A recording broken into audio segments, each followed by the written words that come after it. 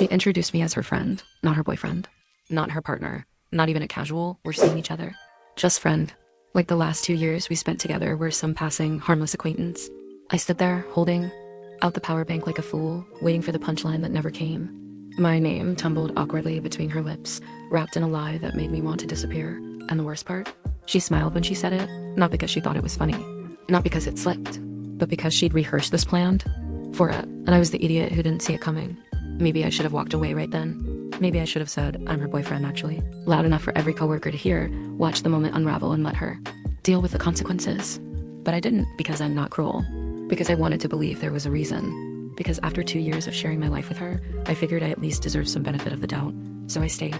I sat down, joined the group, smiled at people who didn't know I existed until that moment, and answered questions about where I grew up, what I do, how long I've lived in this city. Meanwhile, she kept up the charade.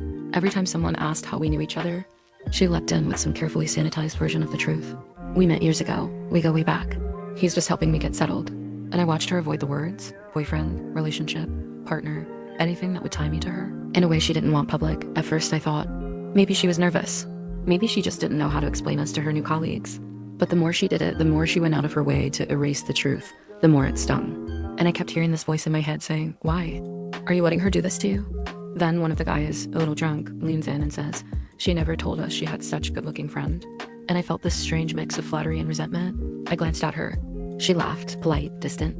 The kind of laugh you give when you don't want to engage, but don't want to be rude either.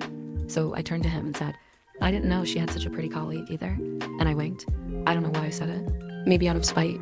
Maybe because I wanted her to feel a fraction of the discomfort I'd been carrying since. I walked into that bar, and it worked. She flushed red. Not the kind of blush you get from a compliment, but the kind you get when your lie starts to fall apart. Another colleague said something about her being a great matchmaker, and I smiled like it didn't hurt. Like I wasn't watching the woman I loved pretend I didn't matter. Eventually, I made up an excuse and left. She didn't follow me. Didn't text. Didn't ask if I got home okay. And when she came back that night, she was quiet. The next morning, she was cold. Accused me of kind of cheating. Said I humiliated her. Said I crossed the line. And I laughed. Not because it was funny, but because she genuinely believed that what I did was the betrayal. That my petty, flirty little comment was somehow worse than her publicly pretending I was nobody. I told her I was hurt. That her introduction felt like a slap in the face. That hiding our relationship like some kind of shameful secret after 2 years wasn't just awkward, it was deliberate, calculated. She didn't deny it. Said she just didn't want to deal with the questions. That interracial relationships are complicated. That her colleagues might not understand. That it would just be easier for everyone if I was just a friend for now. And I stared at her, trying to find the version of her I fell in love with. The version that smiled when I tried her hometown dishes, that laughed at my terrible Chinese, that held my hand in public and kissed me under streetlights. Where did that girl go? I told her I didn't believe her, that it wasn't about awkwardness or complicated dynamics, that it felt like she was ashamed of me, and that maybe she always had been. She said I was overreacting, that I was making drama out of nothing, that I was being mean. And I just sat there, stunned, realizing how far apart we were, realizing that maybe the reason she never learned a word of my language, never asked about my culture, never celebrated a single Indian festival with me, wasn't because she was forgetful or distracted, but because she didn't want to. Because I was never meant to be a forever person in her world. Just a chapter, just an experience.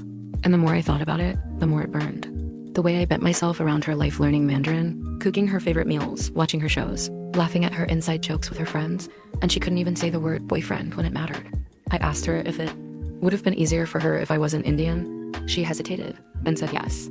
Not because she loved me less, but because it would have made her life simpler. And I think that was the moment I checked out, packed a bag, texted a friend, left. She cried when I left, begged me not to go, said I was ruining something beautiful, said I was throwing away a good thing over a misunderstanding. But it wasn't a misunderstanding. It was the clearest moment of truth we'd ever had. She told me exactly what I was worth to her when she called me friend. She told me exactly who she was when she let her coworkers joke about Indian people for months without saying a word. And suddenly everything made sense, the way she'd flinched when I spoke Hindi in public, the way she never introduced me to her family, the way she once told me I was different from the other Indian guys she'd met. Like I was a novelty, a safe exception, but never something she was proud of. Never someone she'd stand up for, never someone she'd fight for. And so I left, because the one thing I refuse to do is stay where I'm not claimed. The thing no one tells you about leaving isn't how hard it is, it's how quiet it is. No shouting, no grand scenes, no dramatic packing montage with thunder rolling outside. Just the dull thud of your own heartbeat as you shove folded clothes into a duffel bag, one item at a time, while the person you used to love stands frozen like a stranger across the room. That's what it felt like. Quiet, dead quiet. Like the space between two people who once told each other everything and now have nothing left to say. I grabbed my toothbrush, my laptop, a couple shirts. She asked where I was going, her voice breaking like static. I said a friend's place. She looked at me like I was disappearing in front of her, and maybe I was. Because the version of me that wanted to stay, the one who would have fought for her even after all this, had already started to fade.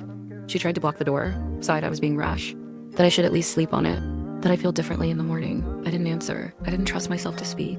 If I had, I would have exploded. I would have shot it all. The things I'd kept in for the past year, about how it felt being treated like a secret, about how exhausting it was to always be adapting, translating, compromising, about how humiliating it felt to watch her pretend I didn't matter in front of people who, frankly, couldn't have cared less about who I was dating. I left before I said something I couldn't take back. My friend wasn't home when I arrived. Left a spare key under the mat, told me to make myself at home. I sat on his couch for an hour just staring at the wall, holding the power bank I had brought her still in my bag, still charged. That stupid little brick suddenly felt like the symbol of the entire relationship. Me, always delivering, always. Trying to make her life easier, showing up, and in return I got a smile and a lie and a polite way of goodbye. That night I couldn't sleep. I stared at the ceiling, reliving every moment, trying to understand when things started to tilt. I remembered the first time I cooked her paneer butter masala and she scrunched her nose at the smell. I remembered how she asked if I could not wear Curtis out when we went to certain restaurants. I remembered how she didn't want to meet my parents on video chat, always finding an excuse to skip. I remembered Holy. She had said, I don't really get the point of it, and stayed inside while I made colored water balloons and threw them alone in our tiny balcony, feeling ridiculous. At the time, I told myself it was cultural differences, that not everyone wants to dive into traditions they weren't raised with. But now I wonder if she ever even tried, because I sure as hell did. I studied Mandarin like it was a job. I learned every tone, every slang word she threw around with her friends, watched Chinese dramas with her on weekends, even when I didn't understand the humor. I followed her family's holiday customs, bought gifts for her parents I never got to give, and for what? So she could call me a friend in front of people whose approval she didn't even need. The next day, we talked. I wanted to give her one more chance to explain. I needed to hear it from her mouth. Why lie? Why erase me? Why pretend? She broke down, said she panicked, that she didn't plan to lie, it just came out. That when her colleague asked who I was, all she could think about was the memes they share in the work group chat, how they make fun of Indians, how the jokes are always the same, dirty, creepy, backwards. That she didn't want to be the punchline. That she thought maybe if they liked me first, she could introduce the truth later, that she was trying to protect me. And I wanted to believe her. God, I did. I wanted to believe that it came from fear, not shame. But the truth is, it doesn't matter. Whether she lied to protect me or to protect herself, she still chose them. She chose their comfort over my dignity. I asked to see the group chat. She hesitated, said it would only make me angry, said it wasn't as bad as I thought. But I needed to see. I needed proof that this was more than just her being embarrassed of me. So she showed me, and it was worse than I imagined. Memes calling Indian men creepy, unclean, horny scammers. Posts mocking brown skin, thick accents, big families. The same tired racist garbage I've seen online for years, but this time, it was in her phone and her friend group, with her name right there laughing along. Not the ringleader, not the one posting, but reacting, smiling, replying. With lol, or this is so wrong, or worse, I have an Indian friend who's actually nice. That was me, I was the friend. And someone replied, you found one of the clean ones, followed by 3 laugh emojis. I felt sick. I handed her phone back like it was radioactive. I couldn't look at her. I asked her why she never pushed back, why she never told them to stop, why she let them dehumanize me behind my back while pretending to love me to my face. She said I wouldn't understand, that I'd never been the only minority in a room. Sometimes you have to laugh along to survive. That pushing back would have made her an outsider, that silence is easier. And that's when it clicked. She wasn't just ashamed of me, she was afraid to be seen as with me. Not because I did anything wrong, not because I wasn't good to her, but because I made her different. Because I disrupted her illusion of fitting in. Because in her world, dating me was a liability, and she didn't want to pay the price. I asked her one last time if she wished I wasn't Indian. She said it would have made my life easier, and that was it. That sentence hollowed me out like nothing ever had. Because what she was really saying was that I, as I am, was inconvenient. Too complex, too foreign, too brown. And no matter how much she loved me, she didn't love me enough to say it out loud, to fight for me, to claim me. That kind of love, that's not love. That's fear wearing a mask. And I won't be anyone's secret. It's strange how fast a relationship dies when the truth finally shows up. Not the lies, that's what you expect to hurt, but the truth, the part they admit at the end, that's what cuts deepest. You wait, you beg, you plead for honesty, and when it finally comes, it hits like a truck. It would have made my life easier if you were Indian. That wasn't just an admission. That was the blueprint of everything she'd been hiding. It explained why I never met her parents, why she never posted a photo of us online, why I always had to initiate affection when we were outside, why she flinched when I spoke Hindi at a cafe or when an Indian uncle smiled at us in public. It wasn't about keeping our love private, it was about keeping it invisible. Because love that draws stares, love that comes with questions, love that forces you to defend your choices. That kind of love requires courage, and she didn't have it. I stared at her for a long time after she said it, not angry, just empty. Like the moment you realize the house you thought you were building is actually a cardboard set, and the first storm took it all down. She said she didn't mean it like that she was just overwhelmed, that she was being honest about her anxiety, not her feelings about me. But it didn't matter, because if I make your life harder just by being who I am, then what are we even doing? I told her I needed space. I packed the rest of my things in silence. She watched me like a child watching someone abandon a pet, tears streaming, mouth open, but no sound. She kept whispering things like, I didn't mean to hurt you, and can't we just go back to how it was? But we couldn't, because now I knew how it really was. Now I knew I had been walking on glass for 2 years while calling it a dance floor. I slept at my friend's place again that night, alone in a strange apartment that felt safer than the one I used to call home. I stared at the ceiling again, but this time it wasn't racing thoughts. It was clarity, still, cold, unforgiving. I saw the pattern. The dinners where she steered the conversation away from my culture. The way she'd smile politely when I offered to make something Indian, but would only really get excited when I cooked Chinese dishes I'd learned from her. The subtle shrinking of my identity every time we were around her friends, her colleagues, her people. I became more palatable over time, less loud, less expressive, less me. And it didn't happen all at once. It was death by 1,000 small edits. I stopped correcting her when she mispronounced Indian names. I stopped sharing music from back home. I stopped talking about the parts of my life that didn't fit neatly into her world. I let her curate me like I was a playlist she could adjust to fit the vibe of the room. And the sickest part, I was complicit because I loved her, because I wanted to make things work, because I kept telling myself that love was about compromise. But what I didn't realize was I was the only one compromising. She stayed intact, unchanged, untouched, while I chipped away at myself, piece by piece, until all that was left was someone agreeable enough to be her friend in public. I thought about all the times I tried to teach her about my world, the language apps, the festivals, the stories about my grandparents. I thought about how she smiled politely and then moved on. How she didn't even try to say Happy Holi when it came. How she once asked if Diwali was basically Indian Christmas, and I said no and started explaining and she just glazed over. She liked that I was different, just not too different.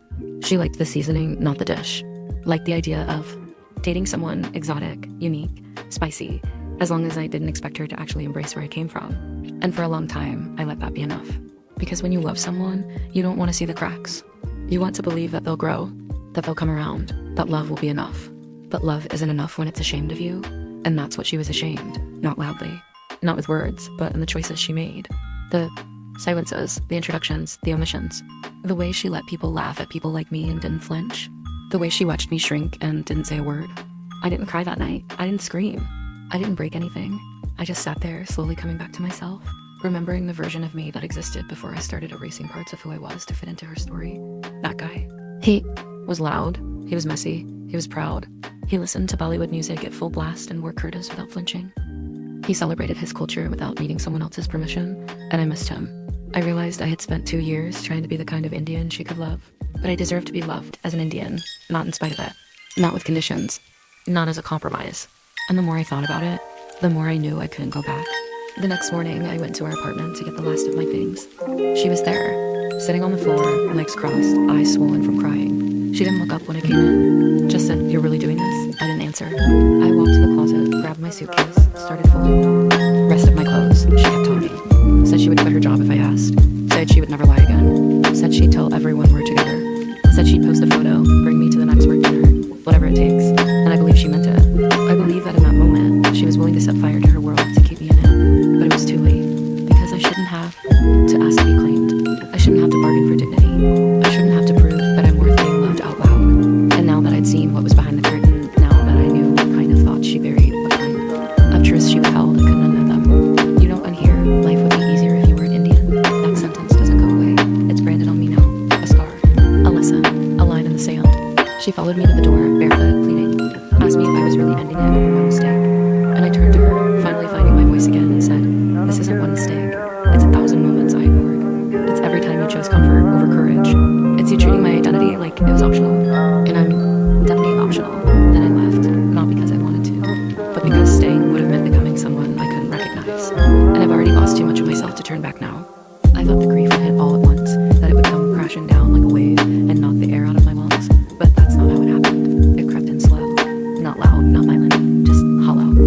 walking into a room and forgetting what you came for, like staring at the face of someone you used to know and realizing you can't remember what it felt like to be loved by them. That's what the days after felt like. No, I'd wake up on my friend's couch, sunlight leaking through the curtains, and for a second I'd forget everything. Forget I left, forget why I left, forget who she really was, and come back in pieces. Her face when I said optional, the memes, the laugh reacts, her calling me friend, the truth curling like acid under her apology, and it would hit all over again. Not like grief, but clarity. I kept going through the motions, eating, working, helping out around the apartment. My friend tried to be supportive without prying, asked once if I wanted to talk about it, then never again. And I appreciated that, because I didn't know how to talk about it. I didn't even have the words, not the real ones. It wasn't heartbreak, the way people write about it in songs or films. It was something deeper, a kind of emotional dislocation, like I'd been evicted from my own life, not because she stopped loving me, but because she never loved all of me. And once you see that, once you realize someone loved you conditionally, quietly in a compartment you didn't even know they built, you can't crawl back in. You can't unsee the holes. The hardest part wasn't leaving. The hardest part was accepting that I let it go on this long, that I made excuses for every moment she downplayed who I was, that I mistook tolerance for pride, that I saw her silence as discretion, not dismissal, and the guilt that came with that, it was heavier than the betrayal. I started writing in a journal again, something I hadn't done since college. I wrote about our first trip together, how excited I was to show her my favorite South Indian restaurant, how she pretended to enjoy it but later told me the spices made her feel sick. I wrote about how she looked bored the one time I took her to an Indian wedding, how she kept checking her phone and saying she didn't get why it had to be so long. I wrote about how I thought we were building something real. I wrote about how I realized now I was building it alone. And slowly, through those pages, I started hearing my own voice again. Not the voice I'd used around her, not the version of me that was always careful, always neutral, always adjusted, but the real one. The one that wasn't afraid of being too much. The one that didn't shrink in public. The one that wore culture like armor, not a burden. That guy had been quiet for a long time, but he wasn't gone. He was just waiting for me to come back. I thought about texting her sometimes, not to get back together, just to ask questions, just to say things I didn't get to say in a moment. But I didn't, because what would that solve? She made her choices. I made mine, and some distances don't need bridges. Some silences don't need to be filled. A week after I moved out, she sent me one message, just one. It said, I still don't understand why you threw everything away. I didn't mean to hurt you. I read it once, deleted it, not out of anger, but because I knew she still didn't get it. She thought that wound was about one night, one lie, one introduction. She didn't realize the wound was systemic, built into the foundation, years of micro-rejection, years of casual dismissal, years of being loved selectively. I didn't respond, she didn't write again, and that was that. I found a new place a few weeks later, small studio, clean light, quiet neighborhood, bought a plant, set up my books, unpacked my life, piece by piece. And the weirdest thing was, it felt good, not just okay, not just survivable, good, like exhaling for the first time in months, like letting my spine relax. After standing at attention too long, I started cooking again, not the crowd-pleasing Chinese dishes I learned for her, not the neutral, familiar stuff, but the food from home, the food that made my kitchen smell like memory. I lit incense, I played old Bollywood tracks. I stopped, asking myself if it was too much, because for once I wasn't trying to fit into someone else's story.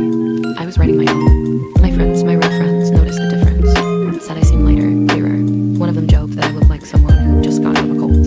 I laughed harder than I had in weeks, because honestly, that's what it felt like. Like I'd been in this slow drip emotional erasure, and I finally walked out of it. People keep saying I was brave for walking away, but I wasn't brave.